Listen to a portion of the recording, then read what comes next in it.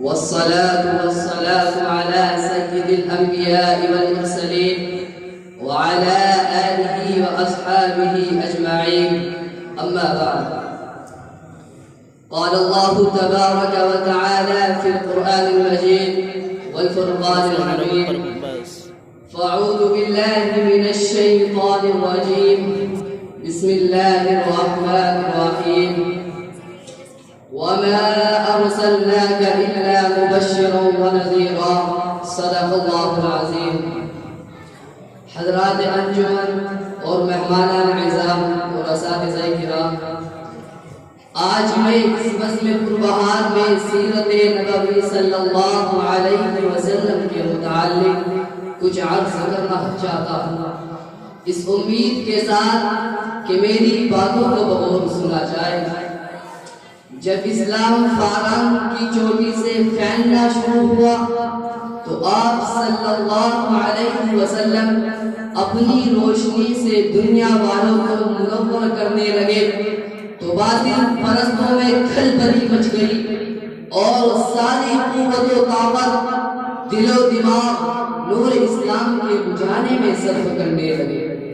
راستے میں کانٹے بچھا کر، پتھروں سے دبا کر، تپتی ہوئی زمین پر سلا کر، آگ کے انگاروں پر لٹا کر، پھانسی کے پھندوں پر چڑھا کر، گھر بار اجاڑ کر پیاد رسول صلی اللہ علیہ وسلم کی آواز کو دبانے کی کوشش کرنے لگے، مگر حق کی آواز روز بروز بڑھتی جا رہی تھی. حضرات، سنسات نبوی محرم کا مہینہ ہے. مکے کے تمام لیڈروں نے مل کر ایک میٹنگ کی. ابو جہل نے پوری قوم کو للکارا، اے غیر عرب، جس کو ہم بچے کا کھیل سمجھ رہے تھے وہ آج ہمارے دین عزت و آبرو کے لیے طوفان بن چکا ہے. جس دین کا چرچا محمد کر رہے تھے ان کے ماننے والوں کی تعداد روز بروز بڑھتی جا رہی ہے. ہمارے خدا کی توہین کی جا رہی ہے اور ٹھکرایا جا رہا ہے. اس لیے عرب کے بہادروں اب پوری طاقت سے آگے بڑھو، ورنہ وہ دن دور رہے کہ جس دن مکے سے ذلیل و خوار ہو کر نکلنا پڑے گا. ابو جہل کی تقریر نے پوری قوم کو گرما دیا. طرح طرح کی تدبیریں پیش کی گئی. بڑی دیر کے بعد یہ ہونہار تدبیر پاس ہوئے کہ محمد اور ان کے ماننے والوں کا بائیکاٹ کر دیا جائے، ان سے خرید و فروخت، سلام و کرم، لین دین بالکل بند کر دیا جائے.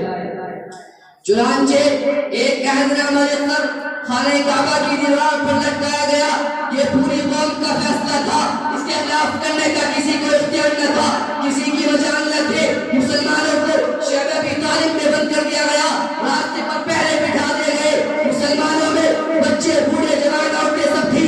کھانے کے سامان دھیرے دھیرے ختم ہو گئے. درختوں کے پتے کھا کر، کانٹے چبا چبا کر دن کاٹنے لگے. صرف ایک دن کے لیے ایام میں پابندی ہٹا دی گئی. مسلمان گھاٹی سے باہر آ گئے، کپڑے پھٹ گئے، آنکھیں گھس گئی، قدم لڑکھڑا گئے. حضرات، قربان چاہیے ان مسلمانوں پر کہ جس کی زبان پر کوئی شکایت نہیں تھے. مسلمانوں کی خستہ حالت دیکھ کر کفار قہقہ لگا رہے تھے اور کہہ رہے تھے: اے مسلمانوں، کیوں تم اپنے آباء و اجداد کو چھوڑ کر ہلاک و برباد ہو رہے ہو؟ تم اب بھی محمد کا ساتھ چھوڑ دو اور تم تو ساری پابندی ہٹا لیں گے. مگر مسلمانوں نے جواب دیا: ادھر آج کی تنقل ہنر آزمائے تو تیر آزما، ہم جگر آزمائے. اے کفار سن لو، ہم اب پا چکے ہیں، ہم دربار محمد میں اقرار محمد کر چکے ہیں، ہم پر اسرار محمد کھل چکے ہیں، انوار محمدی سے ہم فیضیاب ہو چکے ہیں. گفتار محمد نے ہمیں محروم کر دیا ہے، لہذا ہم طوفان سے ٹکرا سکتے ہیں، ہم دریا پا سکتے ہیں، آگ کے بستر پر سو سکتے ہیں، بھوک سے اگرب لگ قدم کو توڑ سکتے ہیں، مگر مصطفیٰ کی مثال کا انکار نہیں کر سکتے.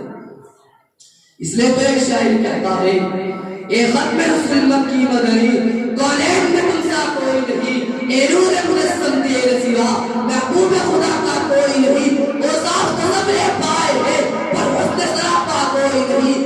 آدم سے جناب عیسیٰ تک سرکار کی جیسا کوئی نہیں. یہ شان تمہاری آقا کہ تم عرش بری پر پہنچے ہو، یہ شان تبھی ہے سب لیکن پر معراج کا دلہا کوئی نہیں. اس ابتلاء و آزمائش کے بعد پورے 3 سال مکمل ہونے والے ہیں. خوراکیں ختم ہو گئی، درختوں کے پتے اور جھاڑوں کو بھی ختم کر ڈالے. عورتوں کی آنکھیں رس گئی, جوان بھوک سے چکرانے لگے, پھول جیسے بچے ماں کی گود میں تڑپنے لگے. اس گھاٹی کا سب سے چھوٹا بچہ عقیل اچانک آنکھیں کھول کر اپنی امی سے کہتا ہے, ماں میں بھوک سے مر جاؤں گا, مجھ کو بچاؤ ورنہ مر جاؤں گا. ماں کے سب کا بندن ٹوٹ گیا اور وہ بے تحاشا اپنا سر زمین پر پٹکنے لگتی ہے. سر پڑ جاتا ہے, لوگ اسے سنبھالتے ہیں اور وہ کہتی رہتی ہے, مجھ کو چھوڑ دو, میں اپنے رخت جگر سے پہلے مرنا چاہتی ہوں. دنیا والوں ذرا سوچو کیسے سنگین گھڑی تھے, کتنا بھیانک منظر تھا, مگر رسول کی باتوں سے منہ نہ موڑا. آج ہم بھی تو اپنے رسول کی غلامی کا دعویٰ کرتے ہیں, اس لیے سن لیجئے, اگر ہم نماز پڑھتے ہیں, روزہ رکھتے ہیں, حج ادا کرتے ہیں, زکات دیتے ہیں, تب تو واقعی میں دعوے میں سچے ہیں, ورنہ ہمارا دعویٰ باطل و بیکار ہے. مجھ کو بتائیے کہ ہمارے رسول صلی اللہ علیہ وسلم وہ صحابہ کرام نے کتنے مصائب و آرام برداشت کیے اور ان سنگین گھڑیوں کو کیوں برداشت کیا؟ کیا وہ کمزور تھے؟ کیا وہ لوگ بے بس تھے؟ ہرگز نہیں, ایسا ہرگز نہیں. وہ عرش و فرش کے, لوح و قلم کے, جن و بشر کے, جدر و حجر کے, ارض و سما کے, حور و ملک کے, خشک و تر کے رسول ہادی بن کر آئے تھے. وہ جو رسول بن کر آتا ہے اللہ اس کو پورا قادر بنا کر بھیجتا ہے. آپ صلی اللہ علیہ وسلم کے پاس اتنی قوت و طاقت تھی, اگر آپ صرف ایک اشارہ کرتے تھے تو پورا مکہ ہلاک و برباد ہو جاتا, پورے مکے والوں کو پتھر برس جاتا تھا. میں اپنے غریب کو انتشار سے ختم کرنا چاہتا ہوں. میں اپنی تقریر کو ان اشعار سے ختم کرنا چاہتا ہوں.